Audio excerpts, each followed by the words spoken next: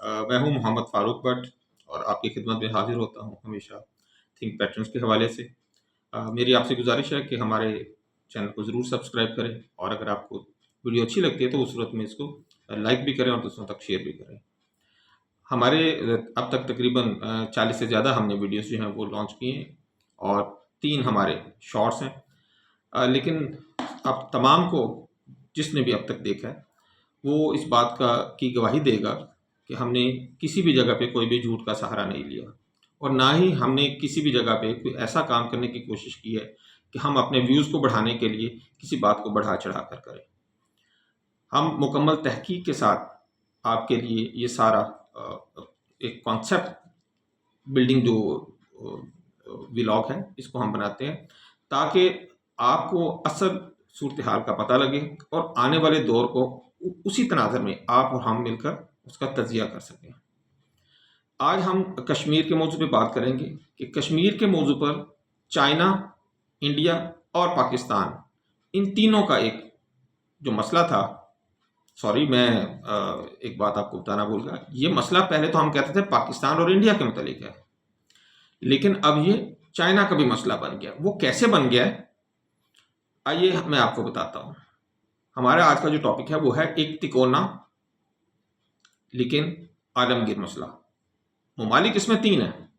मजे की बात है तीनों ही एटमी जंग कर सकते हैं, एटम हम रखते हैं, तो एटॉमिक जंग होने का खतरा किसी भी दूसरे इलाके की निस्बत यहाँ पे सबसे ज़्यादा है। और इसीलिए कश्मीर के मसले को पहले हम 2 तरफा मसला कहते थे, अब ये 6 तरफा हो गया है। लेकिन अब तमाम दुनिया की नज़र जो है वो इस वक्त कश्मीर के मसले पे मरकूज़ है और हम आपको आने वाले व्लॉग के एंड पे हम इंशाल्लाह आपको बताएंगे कि ये मसला कब तक हमें हल होता हुआ नज़र आ रहा है। चलिए हम अपने टॉपिक की तरफ बढ़ते हैं। हमारा पहला टॉपिक, इंडिया की पहली गलती। आप जानते हैं जब किसी को नई नई दौलत मिलती है जिसको हम नौ दौलतिया कहते हैं, तो नौ दौलतिये जो होते हैं वो जो गलतियां करते हैं, इंडिया ने भी वही गलती की। नंबर 1, इंडिया की खुशफहमी, गलतफहमी और कजफहमी अपने मुतलिक बहुत ज़्यादा थी। मसलन नंबर 1 उसने क्या सोचा, उसका ख्याल था कि अब इंडिया जो है ये एक सुपर पावर बन गया है, यानी कि इंडिया एक सुपर पावर बन गया है। इसका दूसरा हिस्सा यानी कि पहली गलती का जो दूसरा हिस्सा है वो क्या है कि पाकिस्तान तो जो है वो एक गरीब कमज़ोर मुल्क है, जब दिल करे इसे 2 थप्पड़ मारेंगे, इससे कोई नीचे लटा देंगे। नंबर 3, हम जो मर्जी करें इस इलाके में चीन खुद मुदाखलत नहीं करेगा, क्योंकि चीन किसी दूसरे के मामले में तो आता नहीं है, तो हमारा इंडिया और पाकिस्तान के मामले में भी चाइना जो है वो आगे नहीं आएगा। चौथा, सारी दुनिया जो है वो हमारे साथ यानी कि इंडिया के साथ है, पाकिस्तान तो अकेला रह गया है, तो अब हम जो भी करेंगे सारी दुनिया हमारा साथ देगी और कोई भी पाकिस्तान के साथ नहीं खड़ा होगा।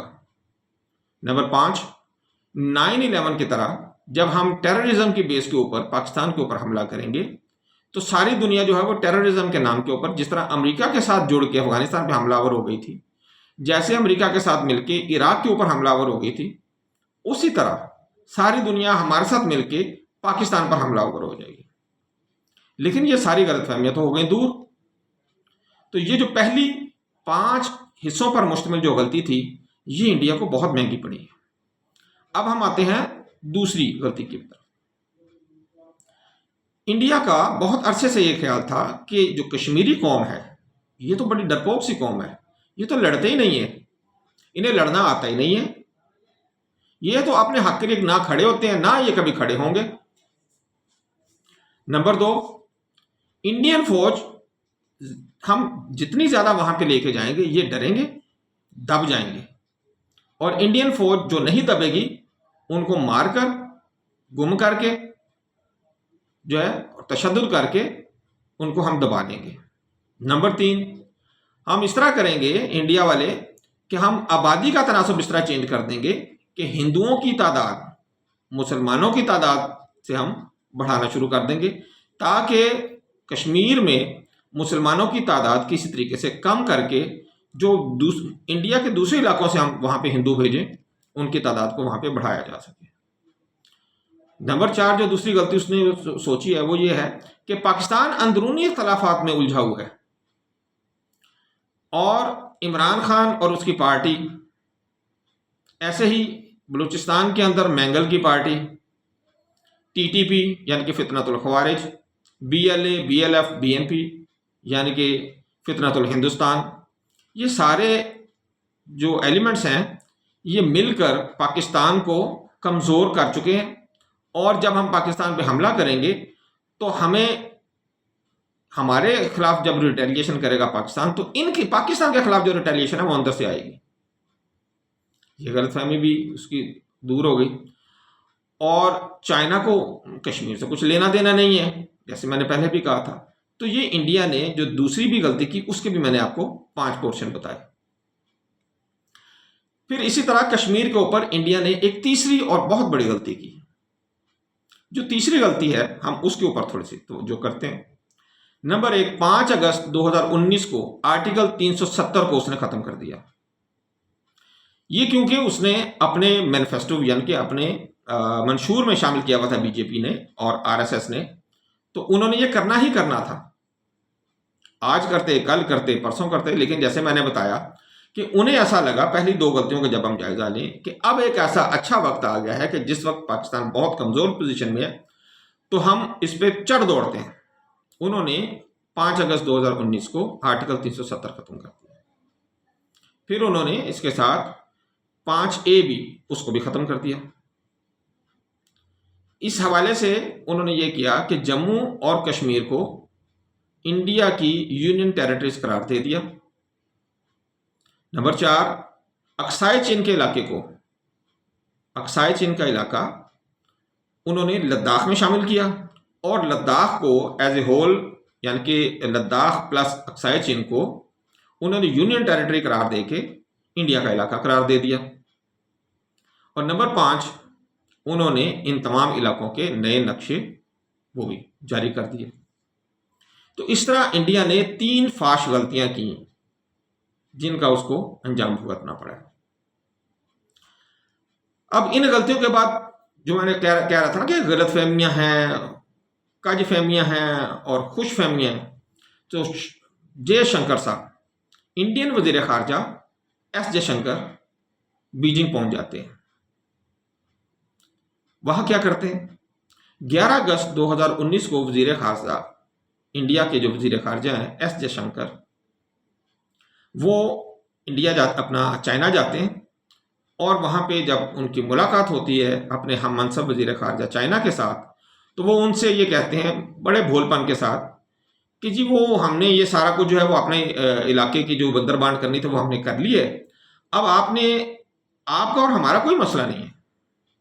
हमारी और आपकी जो लाइन ऑफ एक्चुअल कंट्रोल है वो जैसे है वो वैसे ही बरकरार रहेगी। मैं कहता हूँ खुशफहमी अखीर है।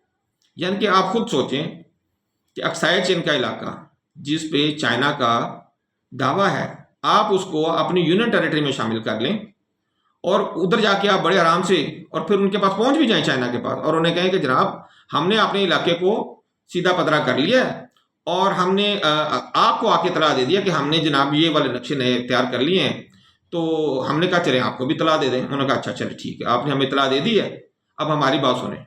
तो चाइना ने इस मामले को यकसर मुस्तरद कर दिया। पाकिस्तान ने तो इसे मुस्तरद करना ही था, पाकिस्तान ने भी मुस्तरद कर दिया।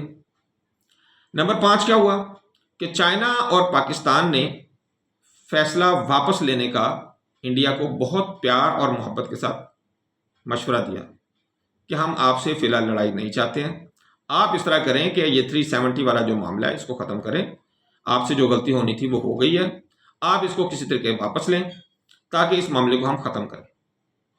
लेकिन नंबर 6 पे जो मैं आपको बताऊंगा वो वही बात है, बनिए कि एक ही रट कि जब तक तू मुझे लाठी से नहीं मारेगा मैं ना मानूं। तो फिर जब इसे लाठी पड़ी, वो लाठी मैं इसे अगली स्लाइड में आपको बताऊंगा, तो मोदी ने बड़ी ही रौनक और तकब्बुर के साथ पाकिस्तान और चाइना का प्यार भरा मशवरा रद्द कर दिया।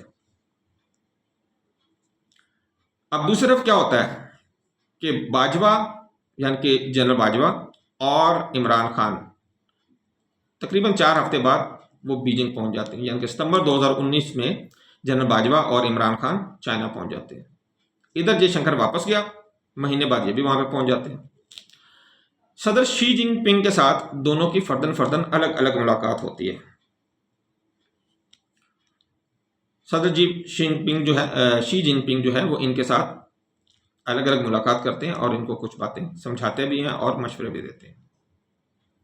उन्होंने जो दोनों को मशवरा दिया वो यही था कि पाकिस्तान को अपनी तरक्की और मईशत के ऊपर ज़्यादा तवज्जो देनी चाहिए। जिस तरह चाइना ने अपनी मईशत को बेहतर बना के हांगकांग का, मकाओ का कब्जा ले लिया और आने वाले दौर में वो ताइवान का कब्जा भी ले लेगा, ऐसे ही पाकिस्तान भी अपनी तरक्की और मईशत के ऊपर और अमन व अमान के ऊपर तवज्जो दे, लड़ाई भड़ाई ना करे इलाके में, और अगर इसकी सिक्योरिटी को कोई मसला होगा तो वो चाइना खुद ही देख लेगा। आप उसको उस चीज़ की टेंशन ना लें, आप अपनी तरक्की के ऊपर तवज्जो मरकूज करें और पाकिस्तान जो है वो कश्मीर के मामले पर बेफिक्र हो जाए, हम उसके साथ हैं। और किसी सूरत में भी अक़वाम मुत्तहिदा में भी और दुनिया के किसी भी फोरम पर, इवन ज़मीनी सतह पर भी अगर हमें आपकी कुछ मदद करनी पड़ी, हम हर सूरत में आपके साथ होंगे।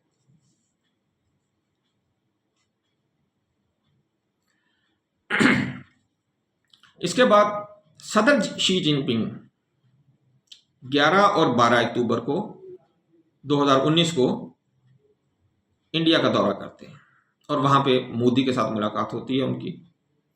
मोदी जैसे होता है जो बाद में प्रेस कॉन्फ्रेंसेस होती हैं उसमें आता है कि ये ट्रेड के हवाले से बात हो रही है और इस हवाले से हो रही है और सरहदी इलाकों से की जो मामला आता है उसको डिस्कस किया गया है।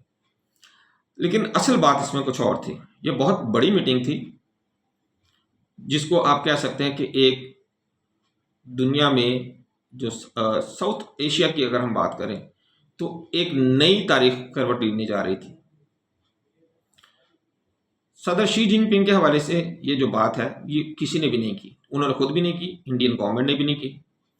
अलबत्ता जब चाइना के वजीर खारजा वापसी के लिए जहाज़ पर चढ़ रहे थे तो उन्होंने इस दौरान इंडियन सहाफ़ियों के साथ बात की और कुछ उन्होंने पॉइंट्स जो हैं वो उनको डिस्कस किए।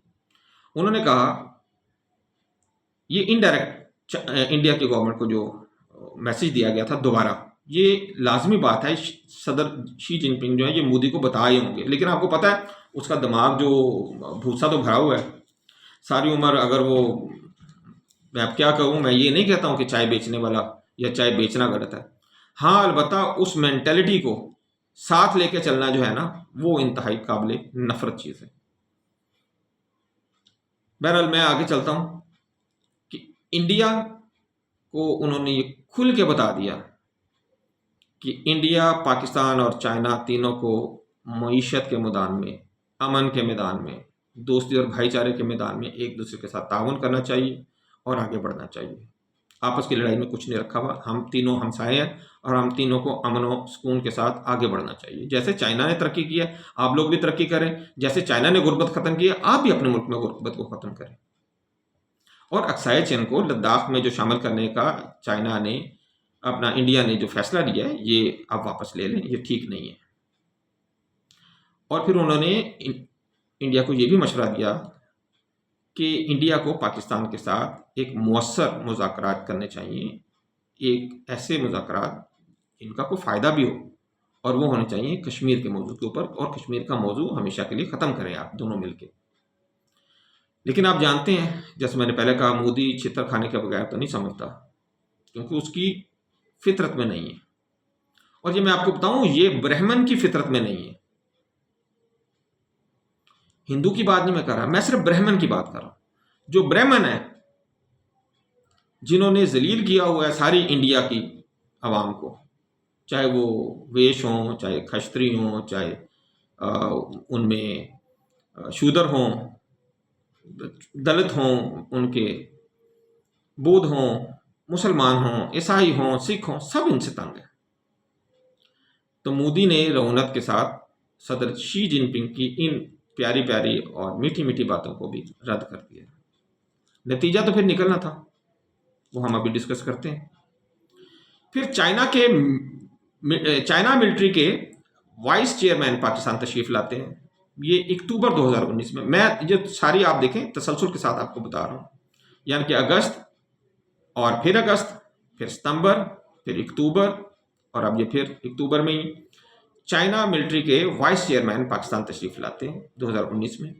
पूरा एक हफ्ता क्याम करते हैं, और ये छोटी बात नहीं है कि एक हफ्ता क्याम करना किसी दूसरे मुल्क में, ये कोई छोटी बात नहीं होती इतने बड़े ओहदेदार का। और फिर वो तमाम जितने भी यहाँ के स्टेक होल्डर्स हैं, स्पेशली सियासी कायदीन, उनसे भी मुलाकात वो करते हैं, मिलिट्री के अफसरान से भी मुलाकात करते हैं।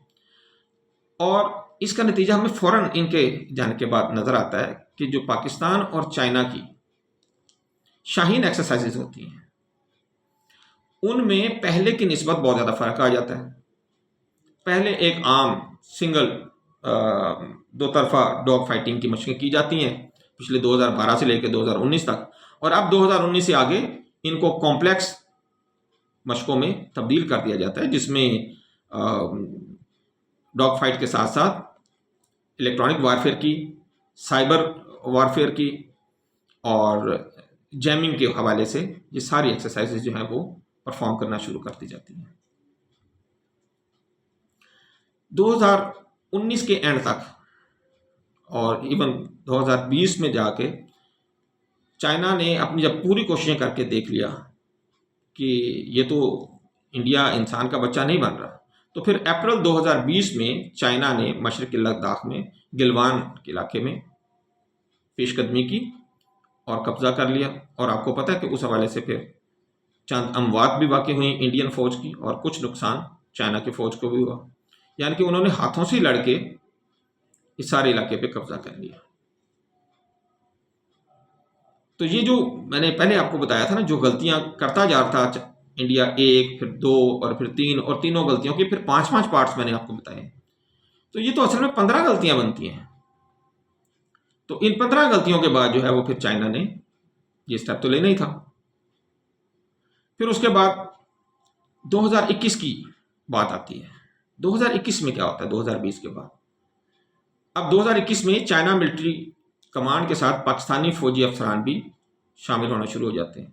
नंबर 1, शिनजोंग मिलिट्री डिवीजन, जो कि लद्दाख की टेरिटरी को देखता है, उसमें पाकिस्तान की आला सतह के जो अफसरान हैं उनको शामिल किया जाता है, ताकि वो नई वॉर गेम्स के हवाले से, नई वॉर स्ट्रेटजीज के हवाले से और चाइना की स्ट्रेटेजिकल जो उनके मंसूबे हैं उनसे वो वाकिफ़ हो सकें। फिर जो इनका दूसरा वेस्टर्न कमांड थिएटर है, जो कि तिब्बत को देखता है, उसमें भी पाकिस्तानी अफसरान को शामिल किया जाता है। ये एक ट्रेनिंग का एक माहौल है जो आहिस्ता आहिस्ता पाकिस्तानी फ़ौज को दी जा रही होती है। फिर joint staff department of China, यानी कि चाइना का जो joint staff department of China है, जो मिलिट्री और कन्वेंशनल और एटमी जंग को देख रहा होता है, इसमें भी पाकिस्तान के अफसरान को शामिल किया जाता है। और यहाँ पे जो 2019 में जो इंडिया ने स्टेप्स लिए थे, उनके ऊपर बहुत सेर हासिल गुफ्तगू भी की जाती है और उसके ऊपर तवज्जो के साथ बात की जाती है। और 2020 में जो गिलवान पे कब्जा किया गया, गिलवान और जो मशरकी लद्दाख जिसे हम कहते हैं, उस इलाके में जो चाइना ने कब्जा किया और उसके जो आने वाले प्रोग्राम है चाइना के, उनको भी डिस्कस किया जाता है। अब जब चाइना लद्दाख के अंदर आ गया, आपको जैसे मैंने पहले बताया कि लद्दाख के साथ अक्साई चीन को इन्होंने जब नथी किया, तो ये पहले कश्मीर का हिस्सा था, तो अब ऑटोमेटिकली इन्होंने चाइना को कश्मीर के मसले के अंदर घुसेड़ लिया। जब घुसेड़ दिया तो चाइना जो है वो कहता कि ये तो अब मेरा भी मसला है।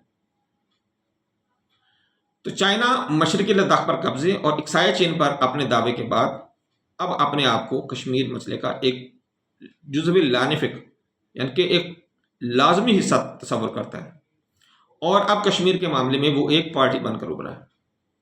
हाल ही में 2025 में, यानी कि अरुणाचल प्रदेश में 90 जगह को उन्होंने चाइनीज नाम दे दिए और ये बबागिन दहल कह रहे हैं इस वक्त कि अब सिर्फ इस साउथ एशिया के मामले में सिर्फ एक मामला जो है वो हल तलब रह गया और वो है कश्मीर का मामला। 2025 में ही आप जानते हैं कि 6, 7, 8 और 9 मई 2025 को इंडिया ने पे दर पे पाकिस्तान पर हमले किए ऑपरेशन सिंदूर के नाम से। मसलन उन्होंने सबसे पहले तो जो 6 और 7 की रात को किए वो 9 मकामात पर हमले किए, जिसके जवाब में पाकिस्तान ने इनके 7 त्यारे गिराए। फिर इंडिया ने साथ ही जो एक और हमाकत की वो ये की कि सिंध ताश मुआहिदा को मुअत्तल कर दिया। सिंध ताश मुआहिदे को मुअत्तल करना भी पाकिस्तान को तो बुरा लगना ही था, चाइना को भी बहुत बुरा लगा और उसके ऊपर उन्होंने बहुत सख्त रिमार्क्स दिए कि अगर तुम अपने से नीचे वाले मुल्क को, जहां तुम्हारे मुल्क से पानी बह के जा रहा है, तंग करोगे तो जो दरिया चाइना से तुम्हारी तरफ आ रहे हैं तो हम ऊपर के इलाके में, तुम नीचे के इलाके में हो, तो अगर तुम नीचे वाले तो तंग करोगे तो फिर हम भी नीचे वाले को तंग करेंगे, ये सबक तो फिर हमें भी मिलेगा। बहरहाल पाकिस्तान पर 9 मकामात पर हमले किए गए, पाकिस्तान ने 7 जहाज गिराए और फिर अगले दिन 8 और 9 को इन्होंने क्या किया, पाकिस्तान के 6 मिलिट्री एयर बेसिस के ऊपर हमला किया। अब जाहिर है इसका जवाब तो फिर आना था अल्लाह ताला के फजल करम से। हाफिज सैयद आसिम मुनीर साहब जो फील्ड मार्शल पाकिस्तान है उनकी क़ियादत में, और एयर मार्शल साहब ज़हीर बाबर सद्दू साहब की क़ियादत में, और नेवी के कमांडर की क़ियादत में ऑपरेशन बुनियान मरसूस जो है, बुनियान मरसूस 10 मई 2025 को नमाज फजर के बाद इसका आगाज़ कर दिया गया। इंडिया पर उसके 4 दिनों के हमलों के बाद 5वें दिन 10 तारीख को 26 जगह पर एक ही वक्त में हमला कर दिया गया।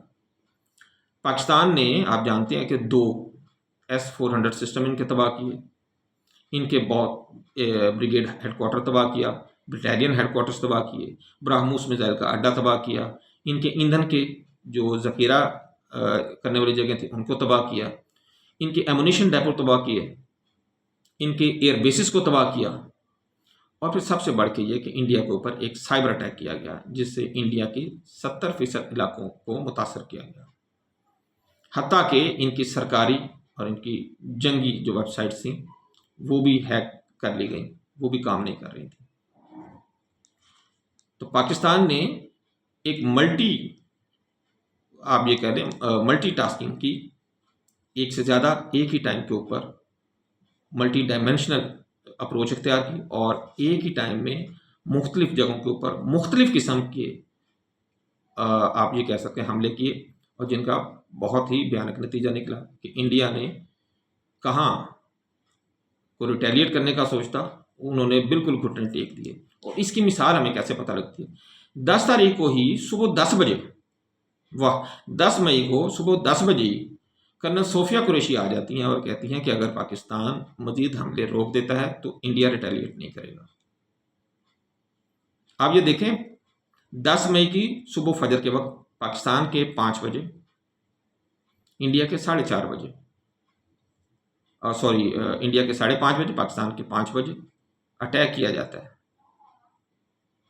पूरे 5 घंटे बाद, सिर्फ 5 घंटे बाद 10 मई को ही कर्नल सोफिया आती हैं और कहती हैं अगर आप मजीद हमला नहीं करते हैं, पाकिस्तान से कहा जाता है, और बड़े ही प्यार से कहते हैं, वो ज़ाहिर हमारी बहन है, मुसलमान है, तो ज़ाहिर है इधर से इन्होंने सोचा कि चलो यार, इन्होंने एक मुसलमान बहन को कहा तो चलो हम अपनी बहन की लाज रखते हैं।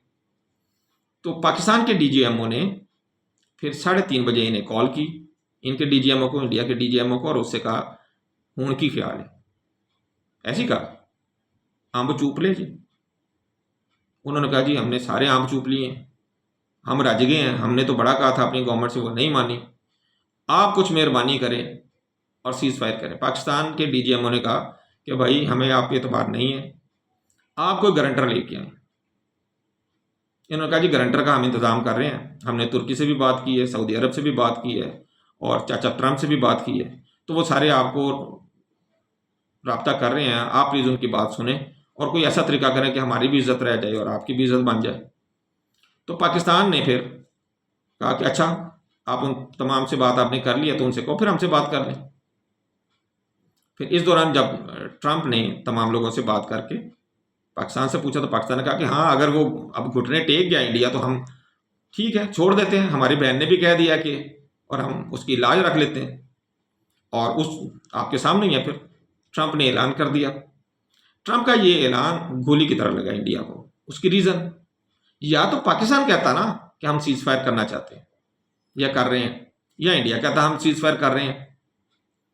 ऐलान किया है ट्रंप ने, और उसने सिर्फ ऐलान नहीं किया, उसने कहा कि हमने इंडिया से कहा है कि अगर तूने हमारे साथ ट्रेड करनी है तो सीज फायर कर, और इंडिया ने सीज फायर कर दिया। 100 दफा इनकार कर बैठे हैं, 100 दफा ट्रंप कह चुका है कि नहीं इस तरह ही हुआ है। ये जितने दफा इनकार करते हैं उतनी दफा ये जलील होते हैं उसके हाथों। बुनियानुम मरसूस के बाद अमेरिका बार बार ट्रेड और कश्मीर पर सालसी की बात कर रहा है।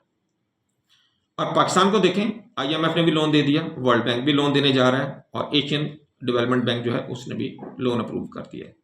रशिया स्टील मिल दोबारा रिवाइव करने जा रहा है। चाइना ने पानी के मसले के ऊपर इंडिया के ऊपर अब दबाव डालना शुरू कर दिया है। अरुणाचल प्रदेश के ऊपर भी एक इस तरह दबाव डाला जा रहा है ताकि इंडिया की जो कुव्वत है, फौजी कुव्वत, वो दो तरफ तकसीम हो जाए, और मुआशी तौर पे इंडिया को जिक पहुंचाने के लिए रेयर अर्थ मिनरल्स जो हैं, उनके जो मैग्नेट्स हैं, उनकी बरामद इंडिया को रोक दी गई है। इस तमाम सिनेरियो में जो मैंने अभी डिस्कस किया, यूं लगता है कि कश्मीर का मसला अब हल होने को जा रहा है। और जैसे मैंने पहले आपसे कहा था कि मैं इंशाल्लाह आपको एंड पे बताऊंगा कि ये कब तक हल होने वाला है। मुझे जो लगता है, जो मेरा क्याफा है, वो ये है कि आने वाला 1 से 1.5 साल बहुत अहमियत का हामिल है, और इंशाल्लाह 1 से 1.5 साल के अंदर अंदर कश्मीर की किस्मत की जो फैसला होना है, हम उसकी तरफ ये नहीं मैं कह रहा कि 1 से 1.5 साल में ये मसला हल हो जाएगा, लेकिन किस तरह ये हल होना है, कौन से पैरामीटर्स होंगे जिसके ऊपर ये बात होगी, ये चीज़ उसकी तरफ जा रही है कि मुज़ाकरात भी होंगे इंशाल्लाह, और ये कश्मीर का मसला को मुकम्मल बुनियादों पर हल करने की कोशिश की जाएगी। और अब हम ये बड़ी आसानी से कह सकते हैं कि चाइना अब कश्मीर के मामले में अपनी साख, अपनी सलाहियत और अपनी काबिलियत बनवाकर इस मसले को हल करने के लिए अपनी नीयत भी सबको दिखा चुका है, और वो लग रहा है कि इंशाल्लाह ये सारा कुछ करके छोड़ेगा। अल्लाह ताला आपका, मेरा और हम सब का हामी नासिर हो। अल्लाह ताला मुझे, आपको और हम सबको दीन और दुनिया दोनों में कामयाबी नसीब करे और अपनी आफियत नसीब फरमाए। अस्सलामु अलैकुम वरहमतुल्लाहि वबरकातुहू।